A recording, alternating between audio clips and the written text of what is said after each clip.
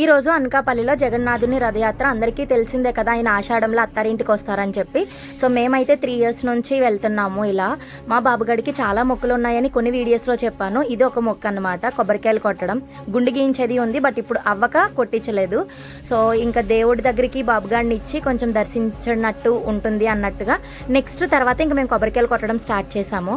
నిజంగా అంటే కొన్ని కొబ్బరికాయలు అయితే ఇలా అయితే అలా అయిపోయాయి, బట్ కొన్ని అయితే టైం పట్టింది. ఎందుకంటే పీచు ఉండడం వల్ల, పీచు లేకుండా చూసుకోండి. ఇక్కడ జగన్నాథుడు, బలరాముడు, సుభద్రాదేవి ఇలా అయితే జరిగింది మా కొబ్బరికాయలు కొట్టడం. జనం అయితే మాత్రం అస్సలు తెరుపులేదు, ఎందుకంటే మేము ఆఫ్టర్నూన్ సెషన్ వెళ్ళామన్నమాట. మార్నింగ్ వెళ్తే కొంచెం ఫ్రీగా ఉన్నాము, ఆఫ్టర్నూన్ వెళ్ళడం వల్ల కొంచెం చాలా రష్ ఉంది. అంటే అన్న సంతర్పణ అవంతా ఉంటుంది. దట్టు రథయాత్ర అంటే అందరూ వస్తారు కదా, అందుకనే ఏంటో మరి. ఇంకా ఆఫ్టర్నూన్ అది కొట్టాము అండ్ 2:30కి అలా స్టార్ట్ అవుతుంది. అక్కడ నుంచి రథయాత్ర మళ్ళీ గవరపాలెం వెళ్ళిపోతుంది. ఇంకా మేము మళ్ళీ జగన్నాథుని లాగడానికే 2:30 అలా మళ్ళీ వచ్చామన్నమాట.